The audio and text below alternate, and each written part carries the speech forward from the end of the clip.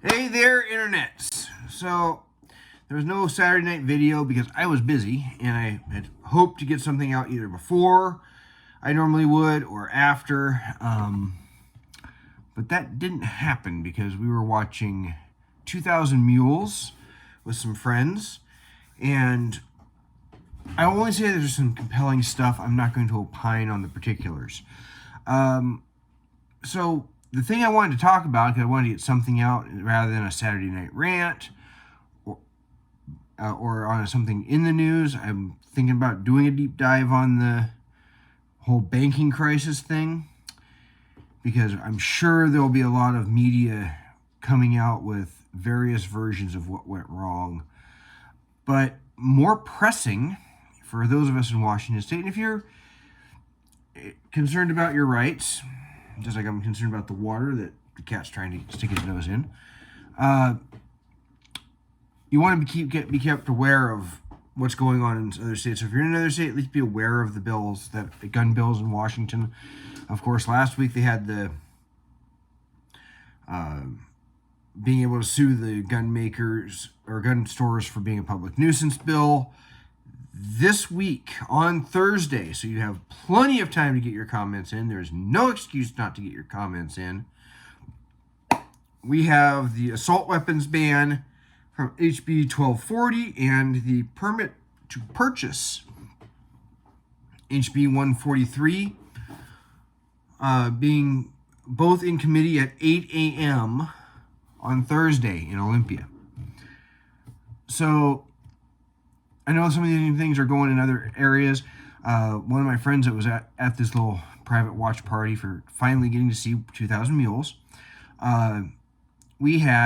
she said she was finally thinking of taking a gun safety course. And I mentioned this to her and she wasn't really sure what it was. So what it covers is semi-automatic right for the assault weapons ban, any kind of firearm for the permit to purchase. So you're going to have to go get a permit, which includes all the sorts of training, which we already have to have for the background check anyway. But further background checking and whatnot, just to get a permit, just to go get the background check, to get a background check to get the background check to be able to buy a gun. So they're trying to make buying a gun a pain in the butt. Long story short, they are trying to license your constitutional right, which you can't license a constitutional right. It wouldn't take effect until 2025, however. However, the assault weapons ban, as they call it, and we're going to use that colloquial term because that's in the lexicon. I know it's not a technical term, especially as it applies to semi-automatic weapons. That goes into effect the moment the governor signs it. So potentially, governor signs it at 4 o'clock. You're in the middle of buying your gun at 3:57. The guy at the counter steps away, doesn't come back till 4:01. You guys have now committed a crime. HB 1240 is that. And so what I was going to do is talk about how my comments are. You do not have to copy my comments. I'd rather you word them yourself. Take any or all of it.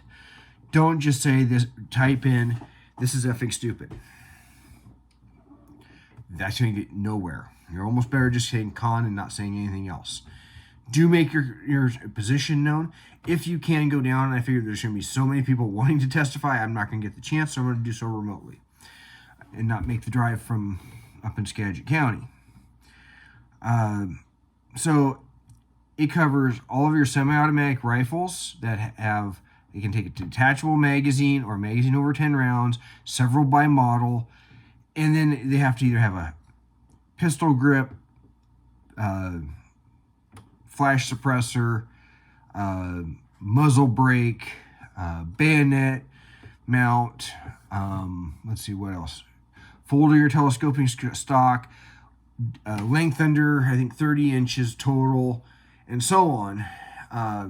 Grenade launcher. For some reason, anti-gunners are obsessed with the idea that we're going to all put grenade launchers on our weapons when grenades themselves are an NFA item. And a barrel threaded to take a suppressor, even if it's just threaded, not even having the suppressor, just threaded to have it, and that covers a whole host of pistols as well.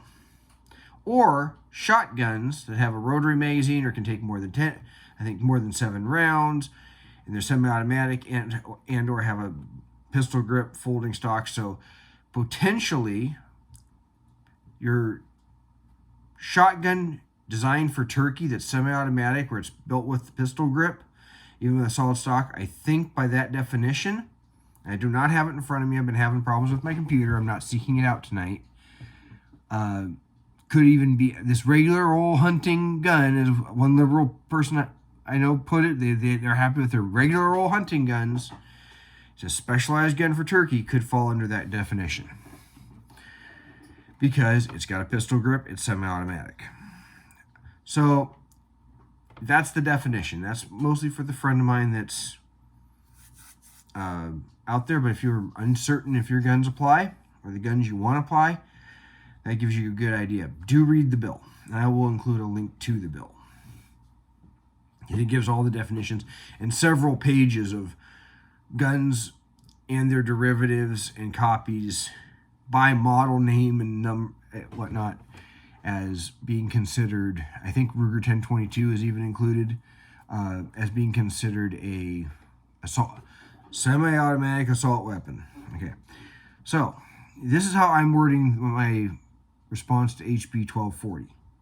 I write to oppose this bill for the following reasons. Now, part of the way I'm wording this, some Democrats are figuring it out. If you saw my video on thank you Democrats for pushing gun control, you would understand that there's a reason I'm thanking them, because it's going to get thrown out in court and strengthen our Second Amendment protections. Because every precedent that comes after Heller in favor of the 2A strengthens Heller and then the other decisions that came before the next one. Some of them are starting to figure this out. I'm trying to put that, something I learned at a Republican convention when they had classes we could take. I thought I was coming in to take a different kind of class. Turned out to be just a guy talking about how the pro-life movement was effective. And the one thing I took from it, I was going to get up and walk out to go do something else, but I sat there and listened. Sometimes listening to something you really didn't want to is of value. He talked about approaching people on a common value or on their values to persuade them. And that was part of how the pro-life movement gained some success and traction. So when I go into this, I'll note this to you where it's aimed at Democrats, because we don't got to persuade Republicans.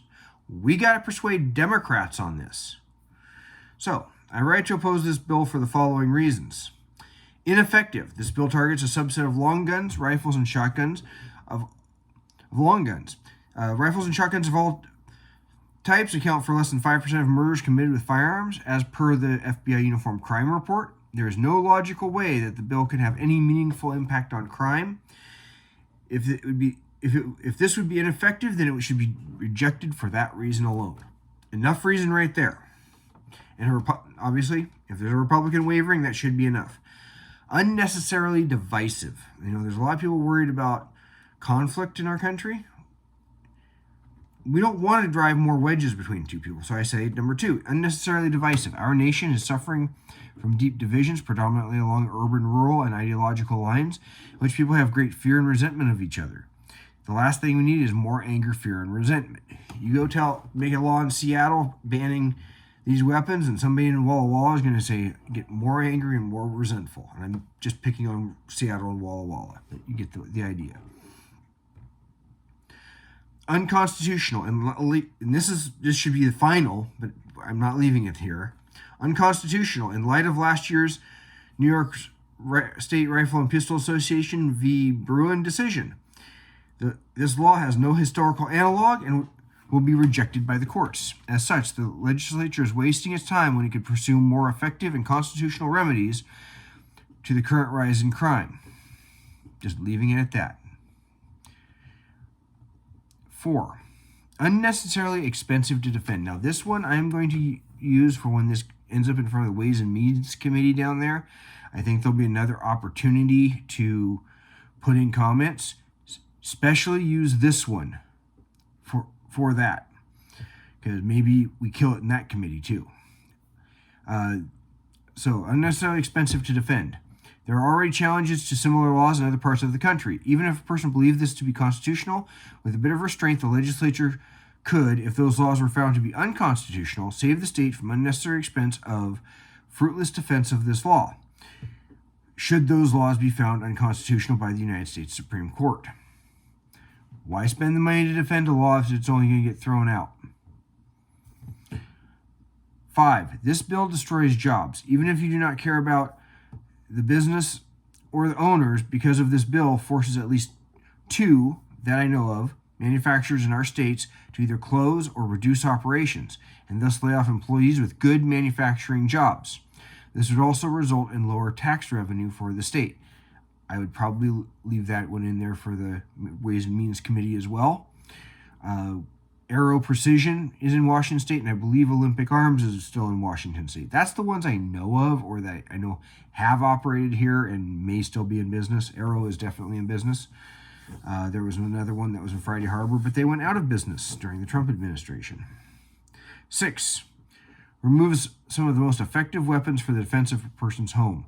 These weapons can be idealized for self-defense and home defense situation in ways other weapons and handguns cannot, and can be used by people of a wide age range and both sexes. So you take there's a lot of us have seen the video of some guy giving a petite young woman a semi-automatic 12 gauge, and she ends up on her butt, and people all around her are in danger. Now, of course, she doesn't know how to use it. She could probably very well use it, but you take somebody who isn't experienced with weapons, doesn't want to spend time, a pistol caliber carbine, an AR-15 might be the best decision. It's not my place to decide what's best for them. It's not the legislature's place to decide. That's a decision they have to make. So that's my reasoning and how I'm wording it for HB 1240.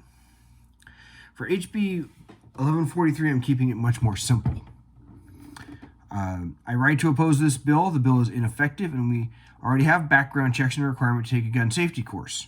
A permit to purchase is adding an expense that will affect low-income women, and this is where I go after the Democrats on their identitarian politics, BIPOC individuals. And yes, you can word that and say people of color, black people, racial minorities. I wrote it that way specifically to go after Democrats, to try and convince them. The immediate need to obtain self-protection is already difficult enough when a person must fear hearts filled with hate and possibly stalking another person, something very possible for women fearing abusive partners they have fled. So again, I go right after their identitarian politics and their supposed support for women, even though if they really are trying to erase womanhood, another issue. Primarily, however, this law is unconstitutional. There's no historical analog that meets the test put forth in last year's New York State Rifle and Pistol Association v. Bruin decision. There's little point in passing any law without already having a good knowledge of what would hold up. Passing any law without already having a good knowledge of what would hold up under the challenge considering that decision. So if you know this law is not going to pass, that hold up, why pass it? And that ultimately is the thing. If a person's obeying their oath of office to support and defend the Constitution, they shouldn't be passing a law they know is unconstitutional or that will be thrown out. So that is how I am going to approach that. You have until Thursday at 7 a.m. to get your comments in, because you got to get them out in an hour earlier. You can try and participate via Zoom, I believe, or something similar. So get busy, get your comments in. Enough pressure, maybe they hold off. So some of these Democrats are starting to figure it out. In New Mexico, they were passing similar legislation, and all these Democrats started saying, maybe we don't even want to bother with this. They're trying to start to figure it out that at the very least it's going to get thrown out there wasting their time. They might be figuring it out that they don't want to strengthen the decision that have already been made. So, there you go. There's other bills going on. I'll try and catch up to them as fast as I can. But until then, get your comments in. Like, comment, and if you can, and if you haven't subscribed, But most definitely share this video with people that are in Washington State on social media. Help get around the anti-2A algorithm, because there's definitely an anti-2A algorithm. I'll tell you that right now, watching at the analytics of some of these videos. Until then, you all take care.